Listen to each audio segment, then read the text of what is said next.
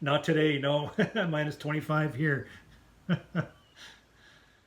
I would say more so we're just looking for opportunity as we're moving forward, building off the opportunity that mom and dad provided for us. And as we've been growing the farm, we're just looking at places where we can either expand or add to the farm. Like you say, we've always been a cattle grain farm, primarily a cattle farm. And my brother Andre's been able to take the work dad's done with the purebred business and then expand it into something that's is really huge, actually. We've been able to acquire more acres of land. My brother come back to the farm. He's a journeyman carpenter, so we've come back and we were able to expand the farm in that area, and that allowed me to maybe pull away from the grain farm a bit and expand into at that time was my hobby, and it's been a really nice complement to the overall making of our farm. So we have kind of three things going on all at the same time, working together, pooling our capital, and just trying to compete as we move forward. No. Yeah, so if you account, let's say there's an average amount of hives of 25 to 50,000 bees per hive. We're looking at what's in my winter shed right now would be about 50 to 75 million bees. So that's a lot of little employees on payroll.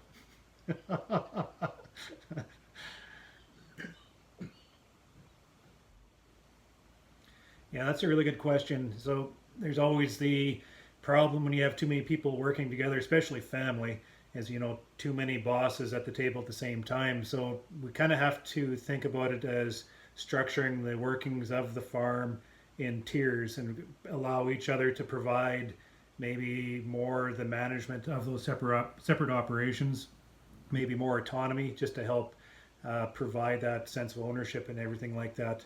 But at the very same time, because we're working together, we're pooling our capital, we're working as a whole. So we then all come together on a timely basis to discuss business, just to make sure everybody's in tune with what's going on and just to help plan how we're going to invest our money moving forward. And it's been a pretty good mix. Everything evolves as time goes through, and we have to be ready to evolve the business as we further transition the farm.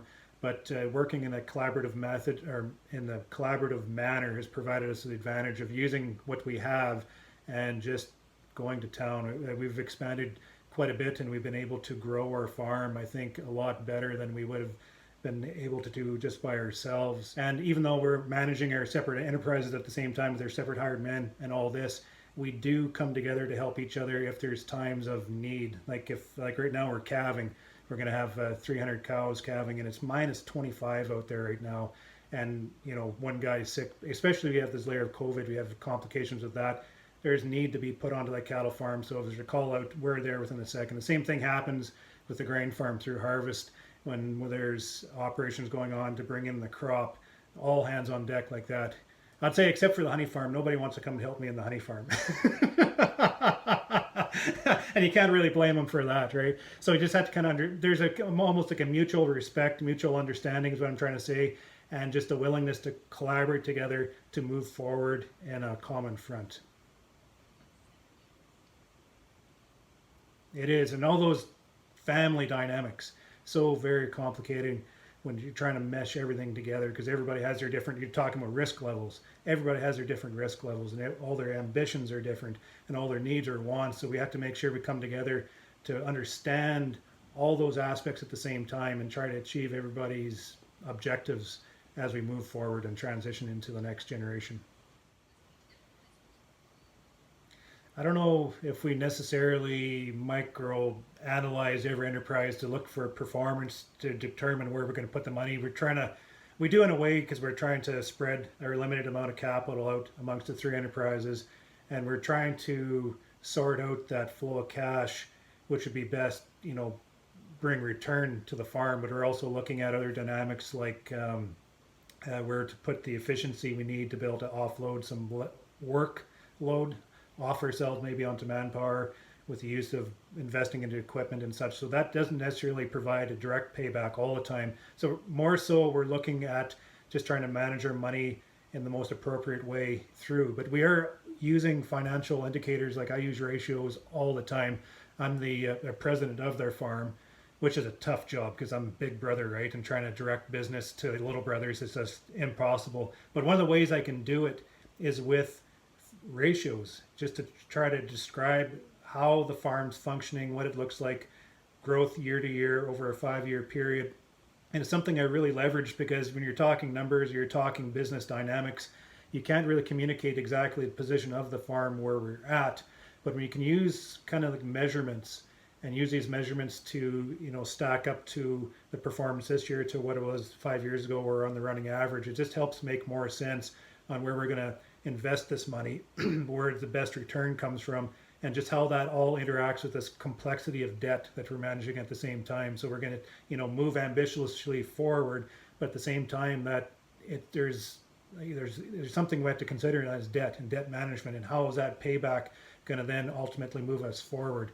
So it's always that constant communication with my brothers at the table and exactly how we're managing our money through the use of figures. And I'd have to say I do a shout out to BDO on that, just providing us the ability to take our financials, put them into like a readable format so we can all understand, break up the enterprises just to show performance as it goes through, and then follow through with ratios to tell us exactly how our farm performed this last year as compared to the last and the years before. So by like I'll just say we're just farmers. We're not, we're not that.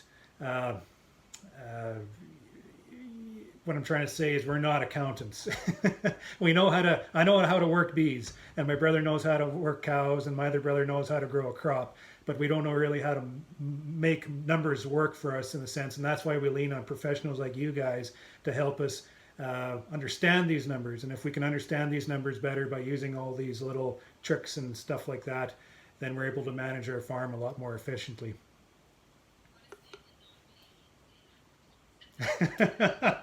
I'll expect a bit of a cut rate on our next bill.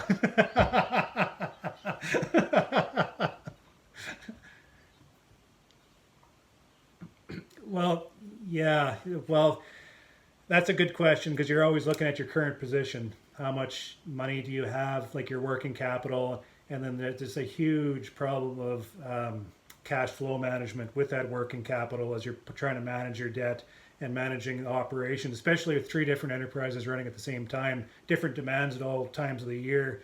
It does create the cash flow all through the year. So it provides our farm with an interesting dynamic of being able to leverage one side of the enterprise to help pay off the other side of the enterprise, and the other side of the enterprise, and contributes to, it's kind of all meshes and works together like this, and it's a beautiful thing. It's why we've been able to take our capital that we have and just exploit it, and we've expanded tremendously because of that cooperative effort we have going there.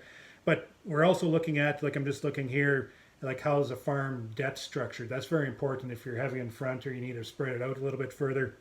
And then solvency is not something a lot of people appreciate, but how much of that business actually do you own? We can be pretty ambitious and invest a lot of money to be able to expand, but at the end of the day, we want to be ownership of the business, and that just falls into that whole risk situation that you're referring to earlier. Just how much risk are we really ready to take on ourselves? And then profitability, of course. Bottom line, like Dad always says, what's the bottom line?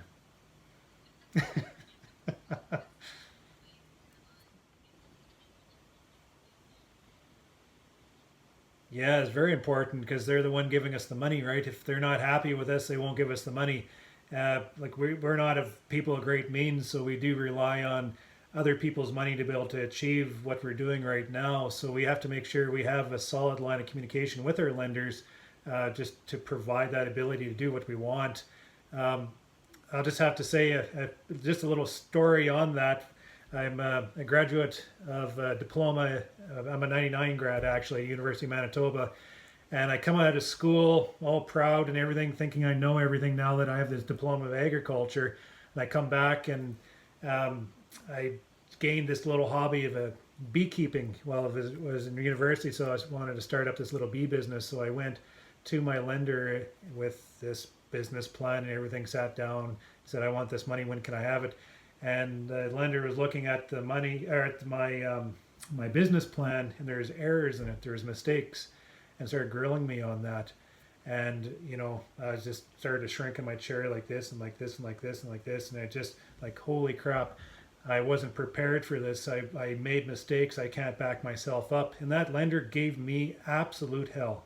Like it did not feel good whatsoever. And ever since that point, I've always made sure that when I go and sit in that chair, that I provide that person across the desk for me with the respect they need, because they're the ones in control. They're the ones giving me the money, and I better be able to back up everything that I want to ask from them. Otherwise, they're not going to give it to me. They gave me the money eventually at 2.75% over prime, and my old man was just furious because of the business they've done with that institution. They said, how short-sighted can they be to, and I won't get into any names or anything like that, but I'm just saying it's very important that we have lenders that are working for us too. And I think one thing with FCC and MASC and all that in Manitoba here, that we have organizations that are willing to work with farmers.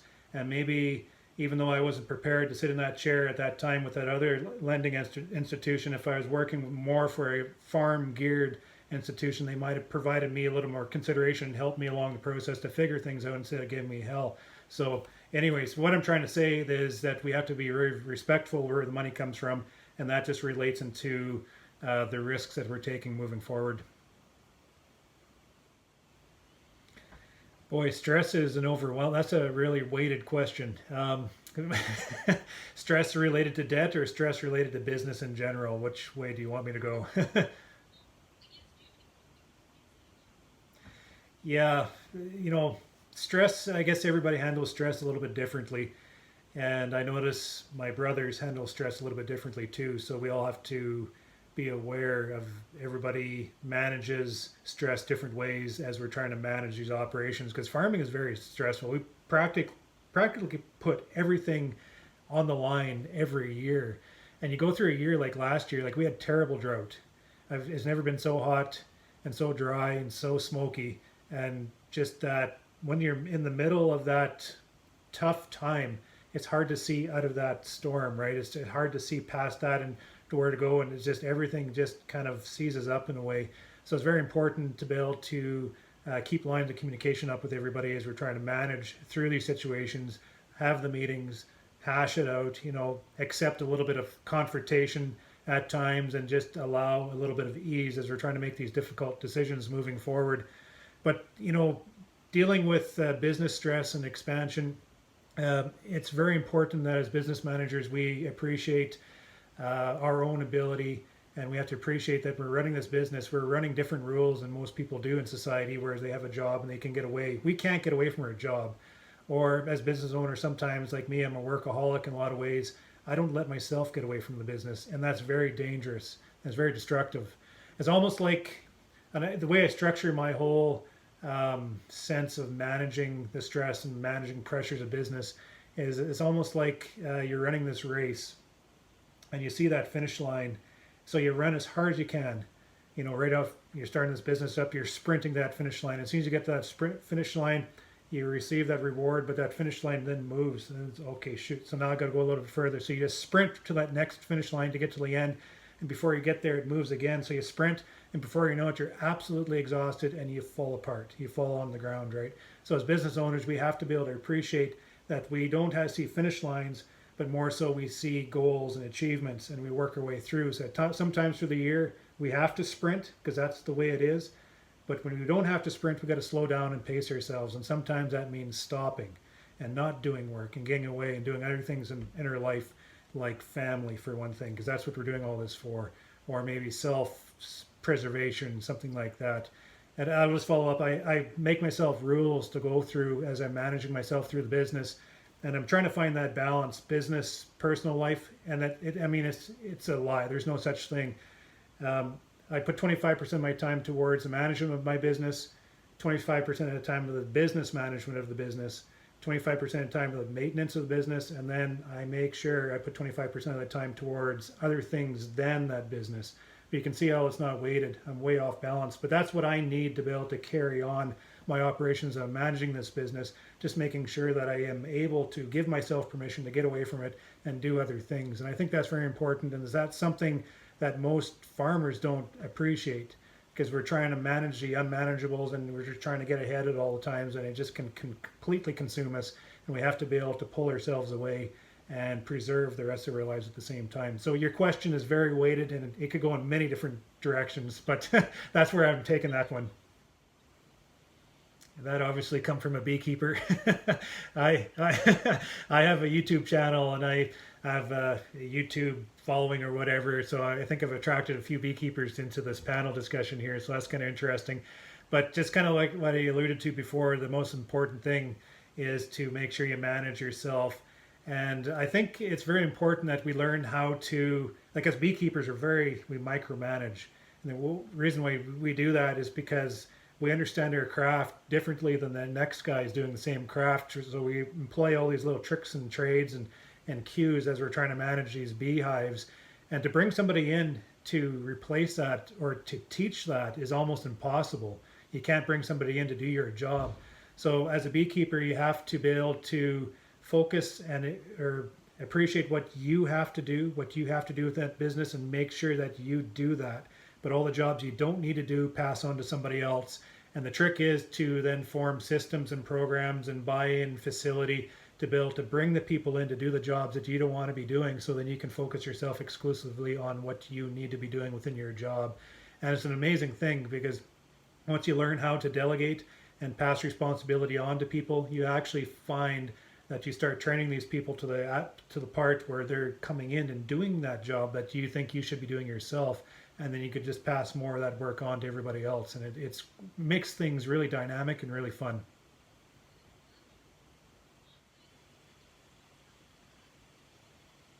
Yeah, just social media is an amazing thing. Like here we are right now, and I'm speaking in front of an audience of 300. Was it you said earlier, Maggie?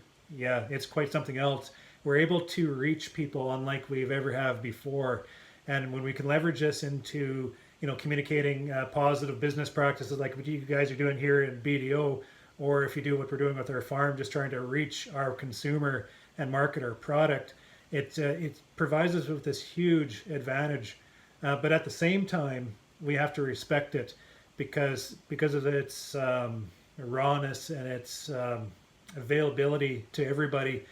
We have to make sure that we control our narrative and make sure that we're displaying ourselves the way we need to be displayed. Like I won't talk about Andre and the way he's marketing his cattle over social media because that's his business. He can spend months and months and years of developing this narrative and this branding of his product. And I come in here and I say something stupid or show a different picture and it completely wipes everything off the map.